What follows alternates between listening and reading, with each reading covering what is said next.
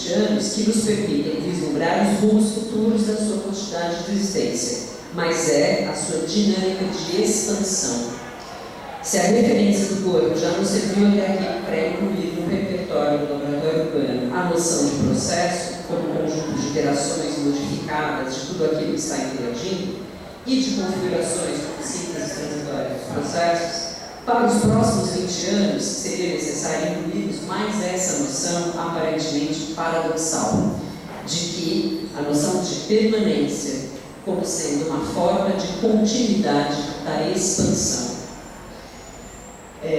Para isso, a vida, as dinâmicas relacionais entre as coisas e os seus princípios interativos do corpo-cidade, por exemplo, que ontem a gente falou muito, tinha um tom nostálgico do corpo-cidade, lá no início ele era assim, ele era assado, e a gente foi se afastando daquilo que ele fazia no primeiro ano, no segundo ano, no terceiro ano.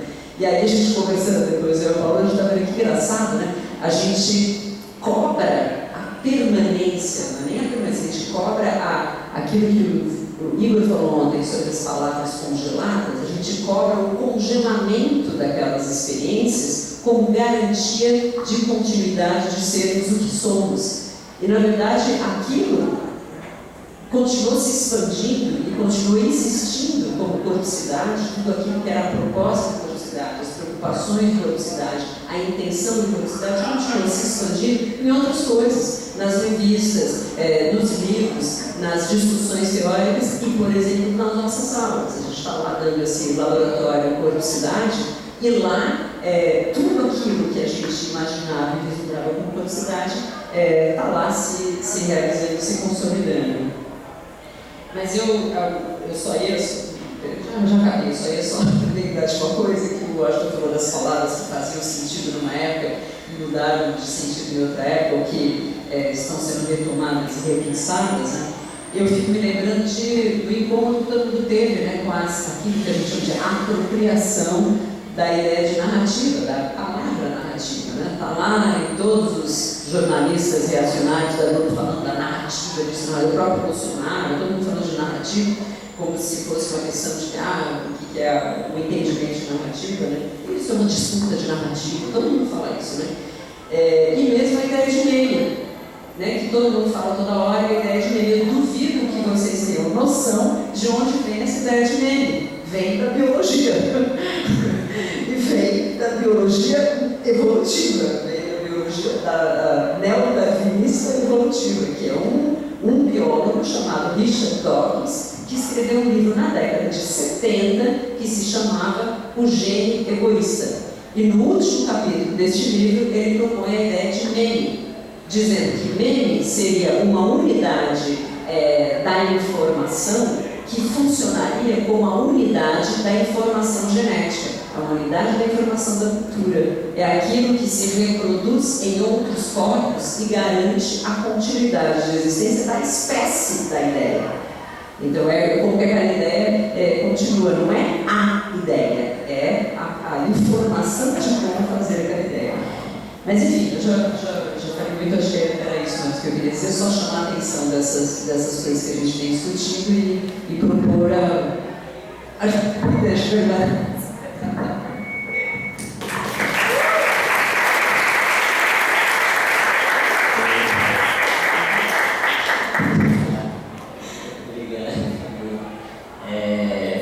Continuar essa brincadeira com os jovens antigos, eu vou convocar os jovens para brincar com a gente. Eu vou me permitir ler um trecho do nosso novíssimo Lex, já que ele também foi convocado aqui.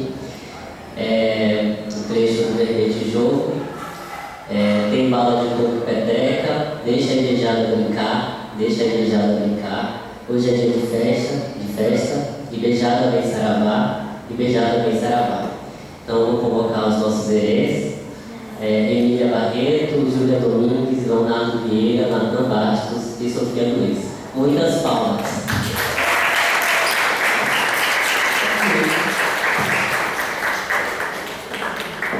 Agora, o negócio quem é o primeiro herê?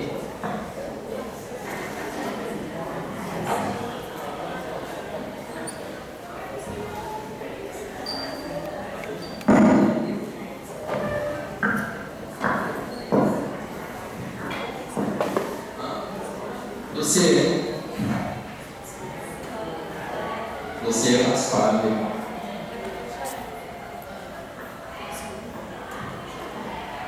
Boa tarde.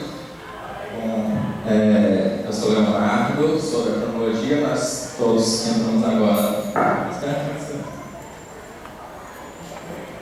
Nós somos da pesquisa Cronologia do Pensamento Urbanístico, que é uma das pesquisas do Laboratório Urbano. Uma curiosidade é que a pesquisa é mais velha do que o próprio Laboratório Urbano, se a gente pensar que ela começou em 99 com a Margarete lá no Rio de Janeiro. E lição super difícil essa de debater uma mesa dos 4 professores. É sempre uma honra, assim, sempre muito bom escutar esses 4 professores que os 4 já estiveram dentro, muito próximo da cronologia do pensamento urbanístico. E, bom, para mim é muito difícil essa missão de debater, porque escutar vocês faz sempre parte da minha formação e eu gosto mesmo de escutar e ficar. Então, eu não pensei em uma pergunta, vou mais fazer uma provocação e lançar essa provocação para o futuro, se não quiserem me responder. Se Margarete estivesse aqui, eu ia provocar mais ela ainda, mas essa coisa das palavras, né? Ainda no exercício das palavras, fiquei observando as palavras que iam aparecendo, se repetindo nas 4 falas, e aí algumas me chamam a atenção, né? Como palavra, corte, verdade, risco, audácia, mundo, rebelião, léxico, vocabulário, genealogia e combate, permanência, continuidade, corpo, fala, oráculo, modelo, raciocínio, processo, configurações, repetição, acumulação evolutiva, modificação, meme e viagem, fim que começa, audácia, verdade, investigação, sonho, planos, metas, calendários, projeções, redes sociais e bug do milênio. Nós somos a Cronologia do Pensamento Urbanístico, que é uma pesquisa que também é uma plataforma virtual e também durante a fala fiquei lembrando de 3 livros. O livro que a gente lançou ontem, Um Pequeno Léxico, um livro que a gente lançou em 2020, que é o Nebulosas do Pensamento Urbanístico, Modos de Narrar, e um livro que Margarete lançou mais ou menos em 2013, 2014, que foi o Aventura das Palavras da Cidade. O Pequeno Léxico foi um exercício de escavação das palavras, então a gente, ao pesquisar e escavar esses sentidos, essas ideias, noções, a gente acaba chegando muito próximo de uma materialidade da palavra.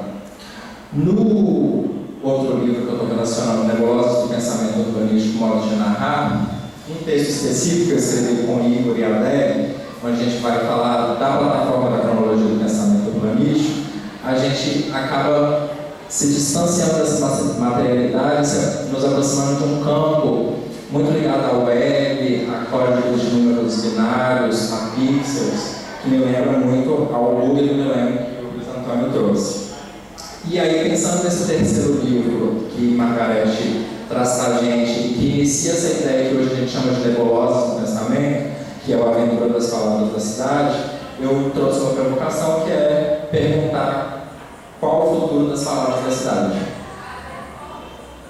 É isso, obrigado. E aí vou passar a fala para a Lucia Pasquale, que é a mais jovem pesquisadora, entrou há uma semana na pesquisa e que, por coincidência, também tem a mesma idade do Laboratório Urbano. Oi, gente, boa tarde. Primeiramente, queria estar agradecendo a oportunidade de estar aqui. E eu confesso que eu não imaginava iniciar minha primeira semana como bolsista já aqui no auditório, que eu me considero muito mais calora na fala, no plano geral. E é engraçado porque logo quando eu cheguei aqui eu estava pensando, nossa, será que eu vou falar alguma coisa hoje? E a minha resposta mais óbvia era não. Mas aí, ao ouvir a palavra de todo mundo e absorver todas as informações, fiquei com muitas preocupações e inquietações. E eu acho interessante pensar como que esse processo é muito o que Margarete falou, que é esse enfrentamento de desvio. Então, para mim, só de estar falando aqui hoje já é um enfrentamento de desvio. E é isso que eu penso para o futuro. E apesar de eu ter a idade, eu ter os 20 anos, assim como o Laboratório Urbano, eu fico muito feliz por poder pensar nos próximos 20 anos. Então é isso, eu queria passar a minha palavra para Natan.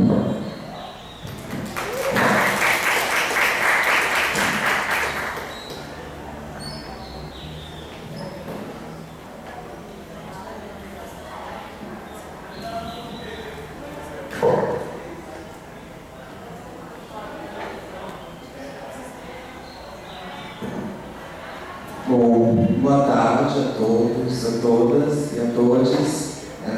Também estou muito contente de estar aqui, queria agradecer. Agradecer também ao Washington, a Fabiana, o Luiz Antônio e a Margarete, que é também minha amada, estou morrendo de saudade. E eu vou fazer uma fala aqui compartilhada com a Júlia, da mesma forma que Rafa e Marcos fizeram ontem. E a gente tinha conversado um pouco antes da mesa sobre o que a gente queria pensar para o futuro do grupo e ficou martelando muito para a gente a questão do gênero. Como é que a gente consegue pensar nesses corpos dissidentes de gênero, em corpos trans, em corpos travestis, em corpos que não se manifestam numa regra binária. Como é que a gente consegue articular um pensamento para esse tipo de corpos, ainda mais se a gente consegue atrelar com as figuras que a gente já tem dentro do laboratório, do Levante, do Flaner, que normalmente são figuras masculinas. Então, como é que a gente consegue fazer essa articulação? E eu anotei também, acho que uma provocaçãozinha, baseada na fala de Fabiana, e articulando um pouco com o que o Washington falou também, quando ele diz sobre essa questão do vocabulário, de chama disso e isso, não pode ser aquilo. Então, como é que, assim, se as identificações de gênero, a forma como as pessoas se identificam, a forma como elas se chamam, se elas seriam uma configuração, no sentido como o Fabiano falou, de ser uma síntese provisória de um processo, se essas identificações, as que a gente tem atualmente, que entendemos que não são mais somente duas, nem uma fora, se elas seriam uma configuração, uma configuração para a abolição desses termos da binaridade. Se seriam um caminho para abolir essa distinção somente entre feminino e masculino. E entendendo esses dois enquanto performance de gênero, que eu acho que a gente pode falar um pouco melhor.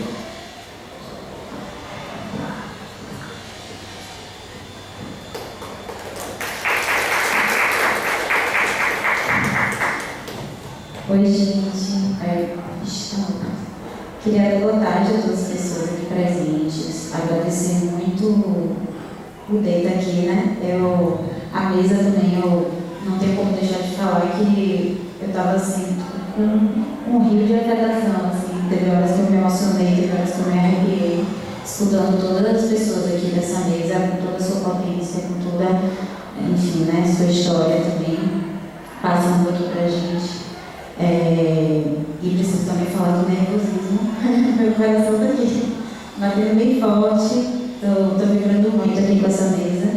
Então, se acontecer alguma gagueira, que é bem-vinda, já falo de antemão, que é por conta disso. Né? Então, a gente ficou pensando muito assim, né, no que a gente trazer, e aí foi engraçado que eu achei que as falas das pessoas elas se encontraram e se desviaram em vários momentos, então algo que Margarete traz na fala dela que para mim é muito caro também, como Lucia trouxe, essa coisa da atitude, né, da ação, e a gente entendendo a historiografia, a história enquanto cíclica, mas que nunca é igual. Esses momentos eles vão se repetindo de alguma forma, mas não tem como ser iguais, assim como o Fabiano traz também, quando a gente pensa nesse movimento, né, nessas mudanças que vão acontecendo. Às vezes eu acho que é muito fácil a gente cair nessa visão de topo e ver o círculo enquanto algo fechado e fatalístico, quase que, né? E quando a gente, eu acho que é algum esforço que o grupo tem de fazer essa rotação e uma perspectiva de que esse círculo, na verdade, é espiral, né? Que tem várias camadas, tem várias sobreposições, superposições que elas precisam ser vistas. E que é um esforço mesmo. E justamente o que Margareth traz sobre essas afetações, né, que a gente acaba fazendo sobre o que nos afeta, o que nos atravessa, desse esforço também de sair desse lugar que nos atravessa diretamente para tentar pensar em outras formas, em outras existências que não necessariamente falam sobre a gente, né, sobre esse corpo coletivo.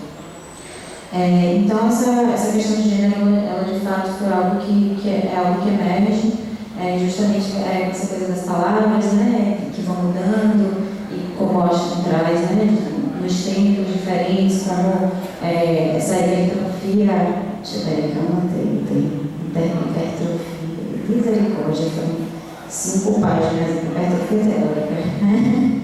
Eu fiz muitas anotações, acabei perdendo aqui. De como isso vai acontecendo, né? Eu fiquei um pouco em dúvida não, acho que eu não consegui entender direito aí, para o Austin isso, na verdade. Eu fiquei um pouco de dificuldade de entender essa questão da hipertrofia teórica mesmo, né? Se por conta dessa hipertrofia, essas palavras, essas noções, elas vão se perdendo, ou elas vão se modificando. Eu acho que foi uma dificuldade de compreender mesmo.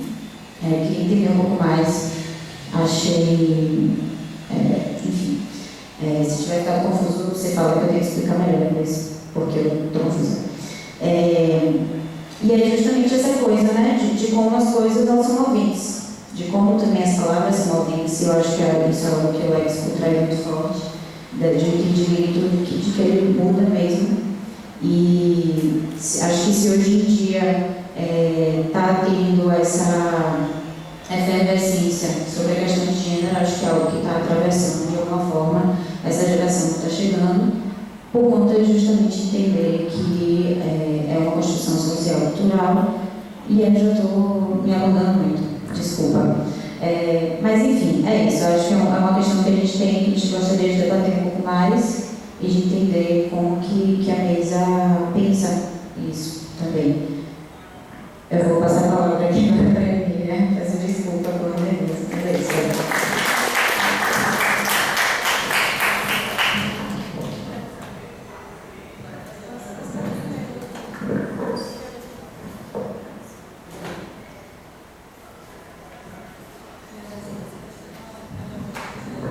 Me pediu para eu falar primeiro, depois ela fala. Eu sou Sofia, sou da minha iniciação, e a primeira vez que eu estou como debatedora de uma mesa, eu sinto que faz muito parte do script de um debatedor falar sobre sua própria experiência, falar sobre o que comentaram na mesa, mas eu acho difícil eu estar falando aqui e não estar falando da gente, né, já que a gente faz parte do laboratório, fiz parte do laboratório nesses últimos 2 anos, provavelmente farei parte dos próximos 20, então acho que também diz muito sobre a gente. E o tempo para mim foi uma questão muito forte, assim, que atravessou todos os comentários. E o tempo é uma palavra que não está no nosso léxico, né? Engraçado, notei isso. E Margareth começa falando a fala dela sobre a vontade dela de estar presente. E sempre quando a gente fala sobre estar presente, a gente diz muito mais sobre o nosso corpo estar no espaço, e às vezes a gente acaba esquecendo, tipo, tentar no espaço, mas também estar no espaço no tempo presente, né? Por isso chama presente. Então ela começa a fala dela falando do presente, e o Luiz Antônio já começa a fala falando sobre controlando o tempo dele, e depois é atravessado pela premissa de que o futuro é o tempo que nunca chega. Então ele traz o futuro, e o Washington começa falando que não sabe falar do passado. Então a gente começa as 3 falas falando de presente, futuro e passado. E daí eu pensei, caramba, espero que a minha siga minha linha de raciocínio para o meu discurso fazer sentido, né? E daí, enfim, ela falou sobre continuidade, sobre aonde está aqui nesses 20 anos anteriores e pensar, vislumbrar esse futuro e também pensar nesses nossos sentimentos de continuidade. Porque não é só, não estamos pensando apenas no futuro, daqui a 20 anos, no dia 6 de outubro, não sei que dia hoje, 6 de outubro de 2020, 42, começaremos, mas também pensar nessa continuidade, nessa passagem de tempo, de como chegamos até lá, né? Enfim, e falar também de tempo é muito engraçado, de estar falando depois da pandemia, que a gente também teve uma experiência temporal muito diversa, né? Muito diferente da que a gente já tinha experienciado e que é uma coisa que a gente ainda está estudando e está tentando entender os efeitos que isso teve sobre a gente e sobre nossa percepção de tempo. Tipo, alguns, Natasha Rajá, que é uma psiquiatra especializada em memória, e ela falou sobre essa duração estendida da pandemia, com esse misto de monotonia e ansiedade, e que isso afetou a nossa apreensão do tempo e da memória, e é muito mais difícil de guardar detalhes. E engraçado, porque anotando essas falas, tem falas, eu estava estudando, eu estava nesse momento presente e, comecei a escrever e não terminei, porque eu não conseguia acompanhar e o raciocínio do outro, não consegui terminar. Enfim, ela fala sobre essa questão do tempo durante esse momento polêmico e tal, que a gente também ainda está tentando entender. E, enfim, não foi só a pandemia que nos deu essa sensação de tempo diferente, mas também o mundo, né? As novas tendências que o Washington falou, tudo que aconteceu nesse século, desde o bug do milênio, todas as sucessivas coisas que acontecem e que nos dá essa ideia de intensificação de urgência que vem produzindo, de certa forma, um desarranjo temporal. A gente até diz atualmente sobre essa dislexia temporal que temos atualmente. E daí tem não sei a profissão dele, mas o Shimon Lazar, ele fala sobre essa nova ideia de tempo que se divide em 3 tipos de presente. Então, presente recente, presente extremo e presente próximo. Então, é como se todo o nosso futuro estivesse comprimido no agora e o presente se reduzisse apenas a conta da atualidade. E a frustração de... que eu estou me confundindo agora, nesse meu presente extremo.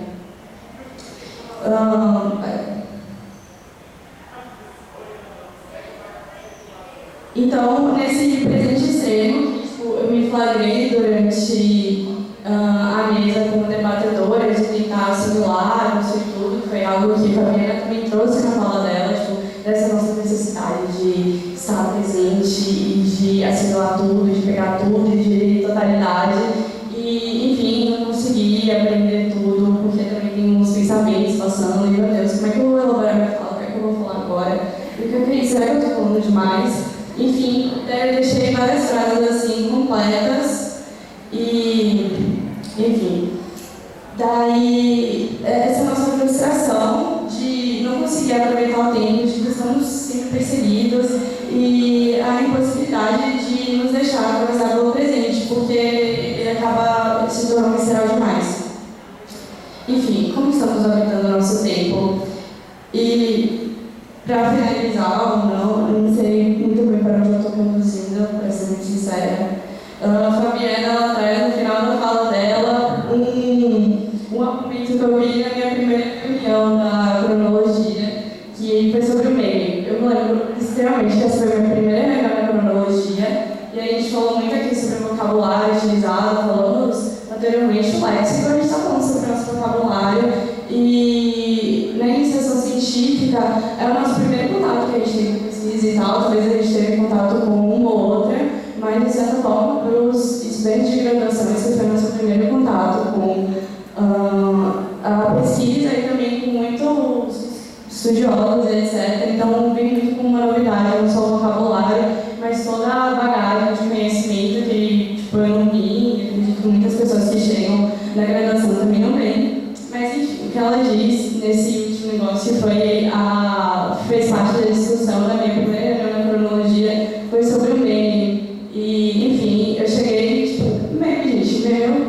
no Instagram.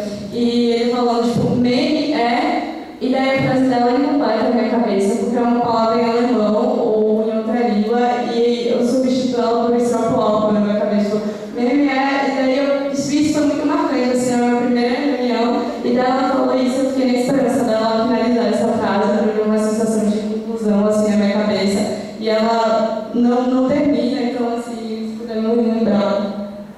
E daí, enfim, trago esse questionamento sobre esse tempo e pergunto como vamos pensar esses novos tempos, esse tempo futuro, esse tempo passado, a partir dessas novas configurações trazidas no presente. E é isso. Eu terminei não certo, né? Porque você foi me chamar. Desculpa, gente, eu falei demais.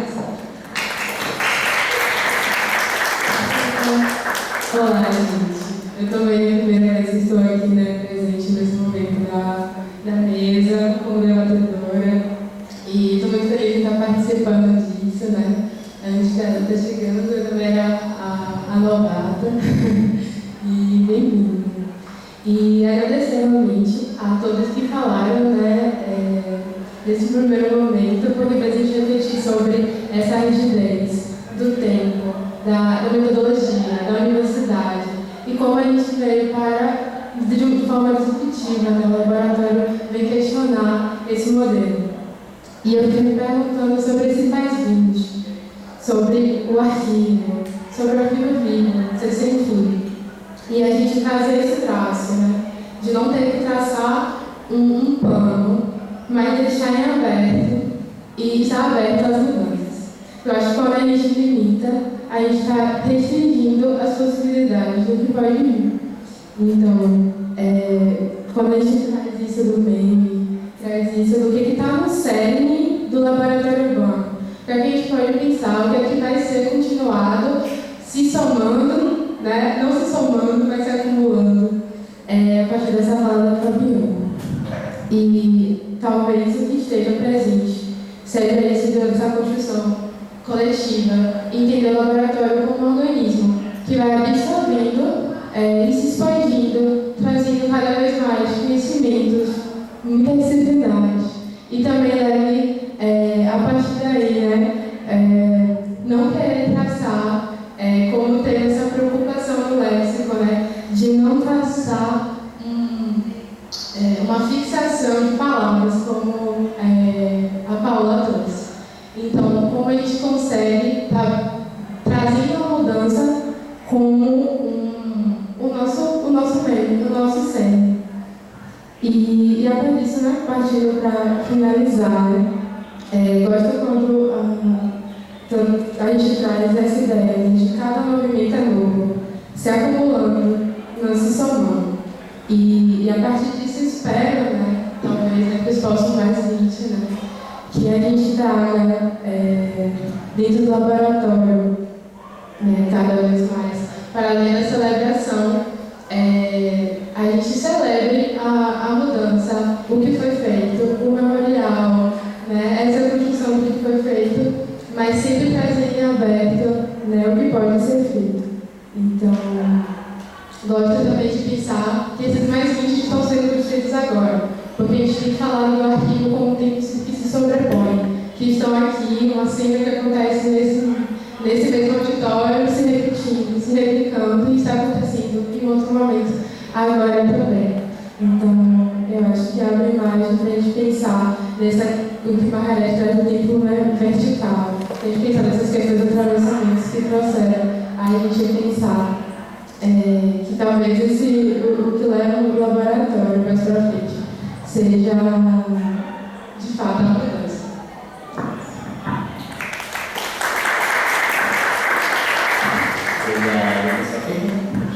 Vocês têm 20 anos para responder essas perguntas. Vocês preferem responder, debater, eu abro para a galera aí?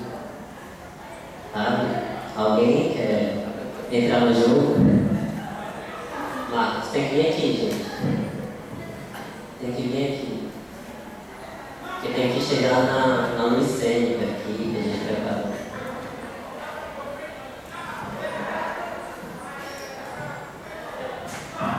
Oi. Eu pensei umas coisas, eu não vou conseguir falar exatamente o que eu pensei porque é muito complexo. estava voltando para casa, estou ficando no Rafa enquanto eu estou aqui, e a gente estava conversando sobre ter sido ontem a primeira mesa da pesquisa arquivo que não teve crise no laboratório. E daí a gente estava, que massa, conseguimos.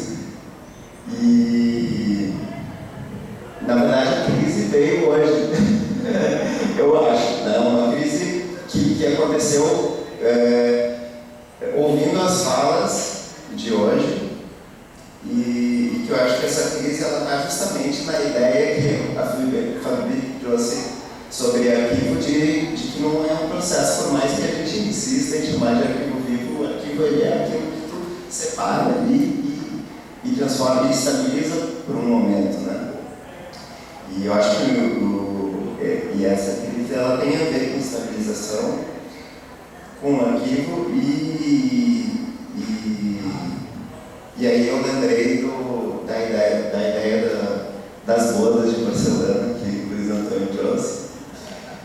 E eu gosto muito dessa coisa de um futuro que não rima mais com o passado, essa ideia de que algo que quebra, uma porcelana, e quando tu cola, ela não é mais a mesma, né? Ela nunca vai ser igual.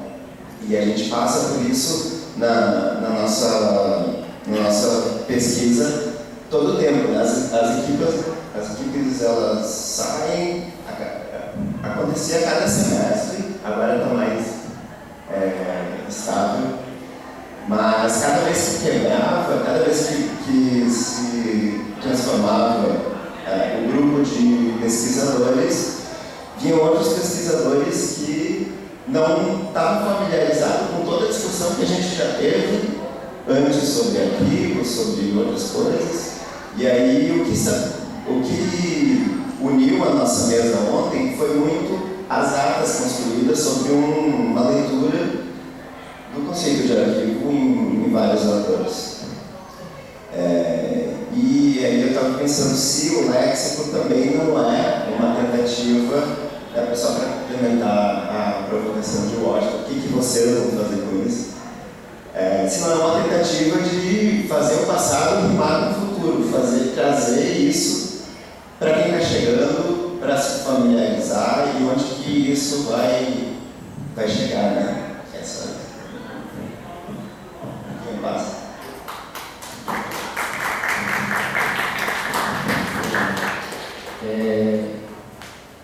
Uma pergunta, talvez, ainda em processo de dúvida. O Washington comentou muito sobre esse diagnóstico da hipertrofia teórica, que eu concordo bastante, e fiquei lembrando de uma passagem do Freud no O Poeta Fantasiário de 26, que ele vai falando que a fantasia é inerente à criança, e ela vai criando um mundo de fantasia para poder gozar, né? E que a criança é aquele sujeito que acredita piamente nessa fantasia, e a adultização é a perda dessa esfera coletiva e pública para uma fantasia privada e individual. E, de algum modo, ele associa isso ao gesto do poeta, né? O poeta possibilita que essa fantasia íntima e privada possa ser coletivizada e vivida publicamente. Fiquei pensando se desse lugar que a gente fala, diante dessa hipertrofia teórica que nos assola, a saída talvez não seja uma inventividade conceitual também, como o Pascoal sempre coloca, né, da possibilidade de criação de conceitos, de invenções de novos conceitos diante justamente dessa hipertrofia. Eu fiquei pensando talvez que se a gente separa poesia e filosofia, se a aproximação nos ajudaria talvez a enfrentar essa hipertrofia, né?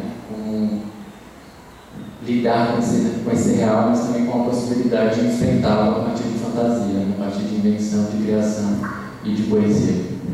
É isso.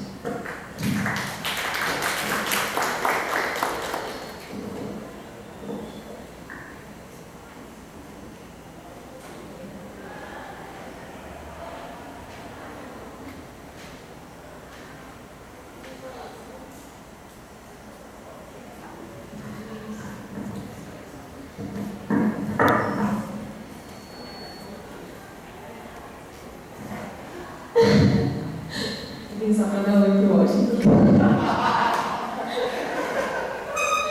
Na verdade, eu não ouvi ela falar do Washington nem do Isadora, quando cheguei só depois. E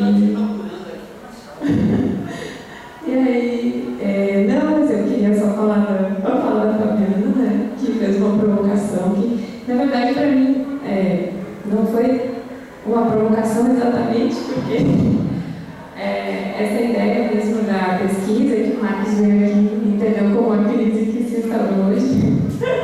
Eu acho que a pesquisa arquivo, ela realmente é uma pesquisa, ela é uma crise, assim, mas a ideia do arquivo vivo foi um susto para a gente também. Por isso que ontem eu resolvi escrever sobre isso, porque elas são palavras que se provocam, né? Arquivo e vivo, assim, desde sempre. A gente, quando criou, esse nunca foi o nome da pesquisa, né? Ele era o nome do WhatsApp só porque tinha se renovado completamente o grupo. E aí a gente mantinha um grupo com todas as pessoas que já tinham saído. Aí, num determinado momento, a gente viu que não tinha sentido e a gente criou o arquivo vivo porque eram as pessoas que estavam ali, numa brincadeira óbvia com o arquivo morto. Mas tem essa ideia também, que a gente vinha trabalhando com esses textos, da perspectiva de mobilização do arquivo mesmo, que era o que a gente fazia, né? Então, ao mesmo tempo que a gente sentia que esse gesto era um gesto que mobilizava um arquivo que em determinado momento se estabilizou daquela maneira, cada vez que a gente mobilizava ele, tinha algo que desestabilizava e que a gente, enfim, fazia ali um novo arranjo, né, a partir daquilo. Mas é isso. E essa ideia da crise, né? Eu acho que tem uma crise nesse gesto, né? Esse gesto de lidar com o arquivo. Eu acho que ele instala mesmo uma crise, sempre, assim. Então, tem essa... Mas eu não consigo falar para a mesa toda, só isso mesmo.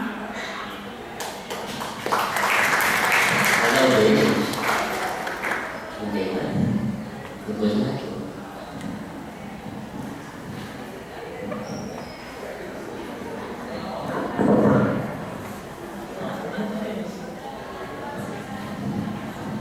Olha, mas não foi discutido aqui essas coisas. Bom, é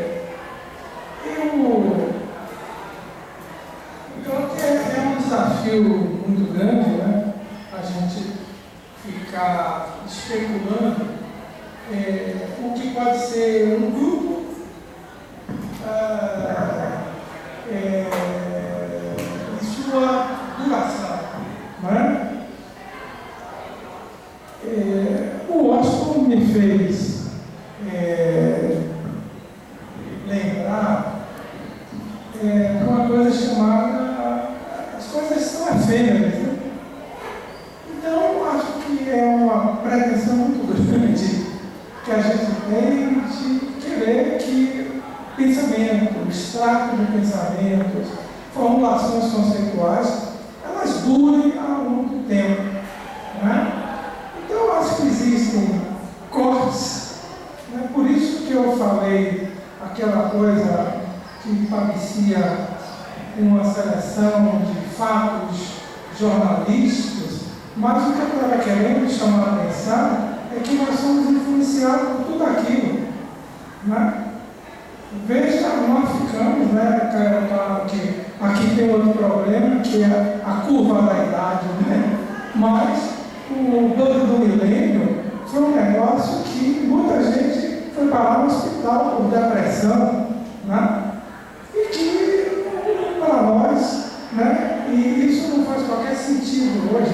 Foi um negócio que passou, mas deixou uma série de elementos reflexivos, né? E aí os livros, né? Acho que quando o Washington fez a pergunta o que é que vai fazer com isso, ele não tinha qualquer conotação, né? Eu não tenho a procuração dele, mas não tinha qualquer preocupação de desmerecer o esforço intelectual, mas apenas para dizer que isso é um retrato, isso é um instantâneo, né? Que, se for entregue a todos os autores do trabalho para rever o que escrever, todos vão rever.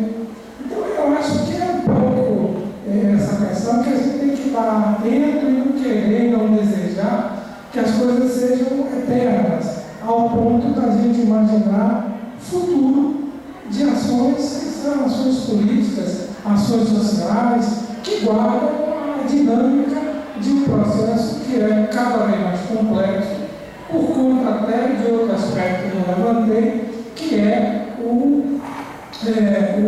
a overdose de informações que nós recebemos e sequer sabemos manusear a quantidade de coisas, porque é impossível, que chega às nossas mãos. Olha um pouco esse comentário.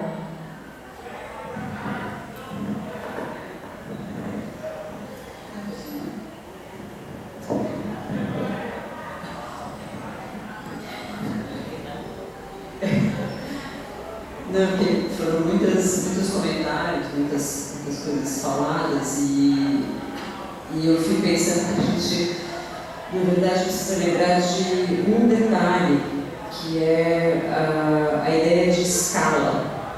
A escala do tempo, como é que são escalas muito diferentes de tempo do que a gente está falando. Então, quando a gente diz as coisas são efêmeras, para nós, em dança, o maior crime que se pode dizer é que a dança é uma arte efêmera. Por que isso é um crime? Porque é como se a gente não existisse. É efêmero, então desapareceu. Teve, inclusive, teóricos, uma teórica muito conhecida americana, amiga da Justin, que falava que a dança era a arte do desaparecimento.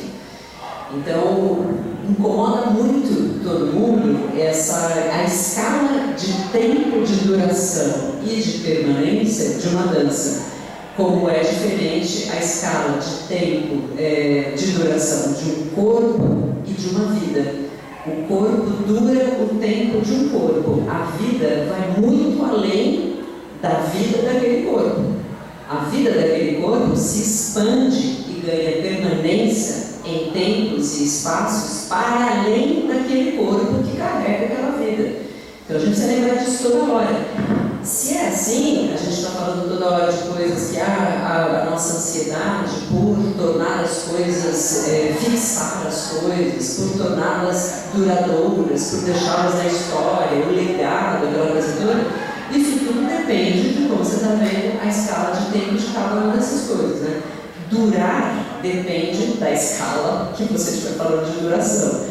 E isso tem a ver, por exemplo, respondendo um pouco as outras questões sobre vocabulário, sobre até gênero e tudo mais, que a gente está falando o seguinte: corpo, como ele tem no corpo um certo conjunto de escalas temporais, as palavras têm outro conjunto de escala temporal, né? Então eu posso, inclusive, inventar uma palavra agora, do nada, parecerá ter sido inventada do nada, uma palavra bem estranha para todo mundo. Mas essa palavra veio de um conjunto de possibilidades, de um repertório, e até inconsciente, que faz parte meu. Se eu tivesse feito Luiz Antônio inventar uma palavra, ele podia falar biririm. Então a referência de vogais dele é diferente da minha, né? A referência de tudo é diferente. Então o que você cria como coisa que parece ser do nada está baseado em alguma coisa que já está consolidada como possibilidade para aquele corpo, para aquele imaginário, para aquela situação e tudo mais. Só que as palavras, lembro do Humberto Eco, né, falando das palavras e as coisas e os nomes das coisas, o nome da rosa. A palavra e o nome da palavra, o nome da coisa que a palavra nomeia, né?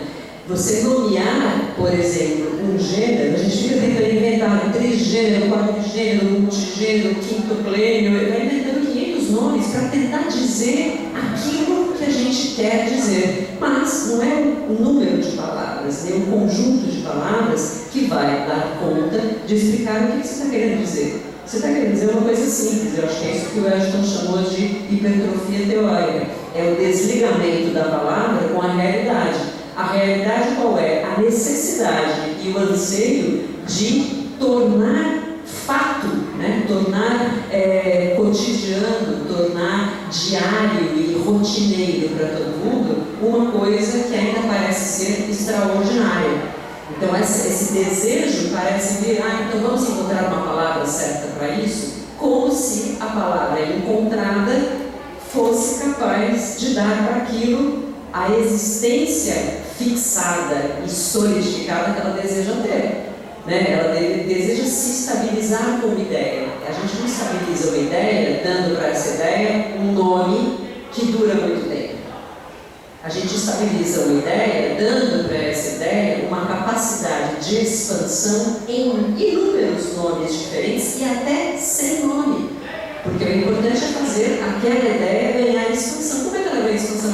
Fazendo isso com que ela seja cotidiana, no trato cotidiano, na vida cotidiana, na maneira de considerá-la e de entender que ela existe, saber que eu não preciso nomear tudo que está aqui para saber conviver com tudo que está aqui.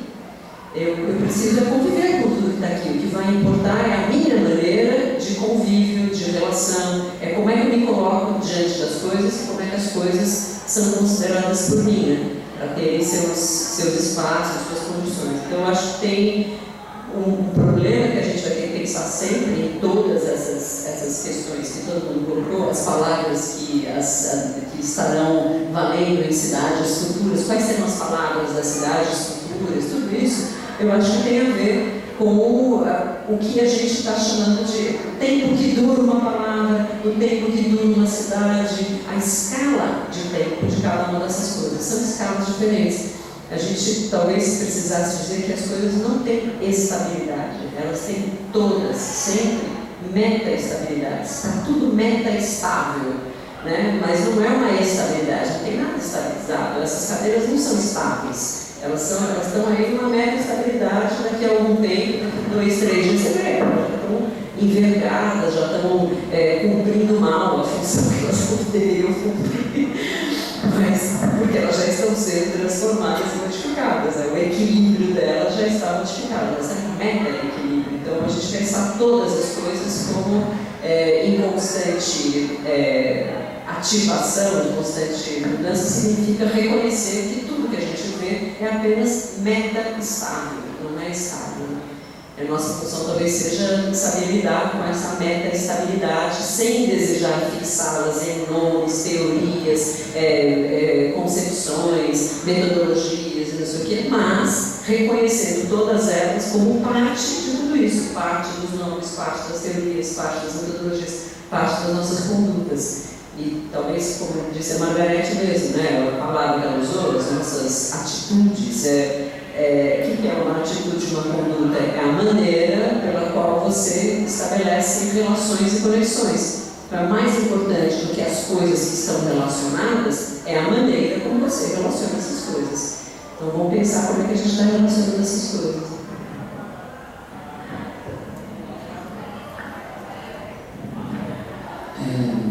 Deixa eu ver aqui.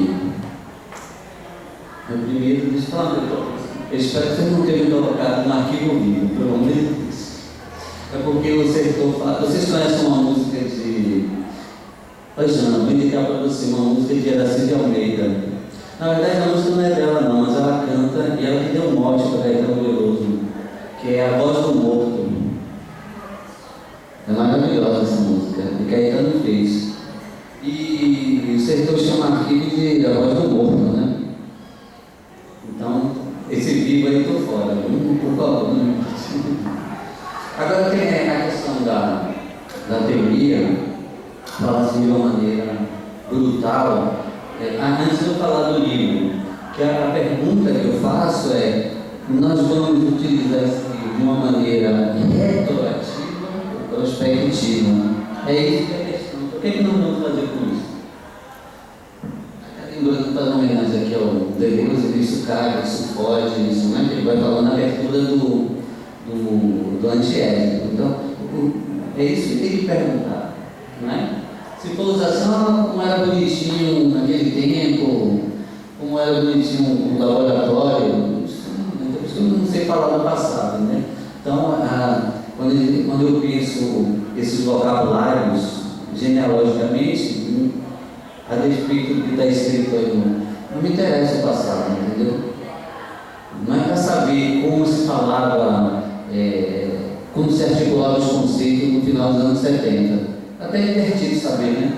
Que a escola de psicologia da UFBA até hoje não fala em Lacan, porque desde aquele tempo, né? Então ainda continua aquele complexo da Freud, as coisas todas. Mas o que me interessa é que, como meu querido amigo falou aqui, se esses conceitos que eram tão fundamentais, aqueles nossos lá dos anos 70, né? Evolução, luta de classes, eram tão importantes e nós nos apegávamos tanto nesses conceitos e greve, eu fui diretor de cultura aqui do DCE, essas coisas tudo, e foi embora. Como eu vi sair daqui, mas meu amigo não sei isso. Como é seu nome? Então, Nathan, você usou um monte de conceito. Eles vão desaparecer também. Você vai lembrar, pô, aquele cara é chato, me disse naquele dia. Mas aparecem outros que a gente continua usando, entendeu? Então a genealogia é um pouco para pensar essa maneira que desestabiliza, entendeu? Então eu falo hoje da iniciação científica para os pós-docs, assim, calma, relaxa um pouco, não acredite tanto nisso não, use como você falou, use como uma arma, como uma faca política, como um revólver, então ótimo. Mas não acredite muito no que você está, né? Não precisa se apegar tanto não, porque outros conceitos virão, outros teóricos e outros vocabulários, né? Mas o que me interessa é a efetividade do conceito. Isso é importante. Então, independente que eu não concorde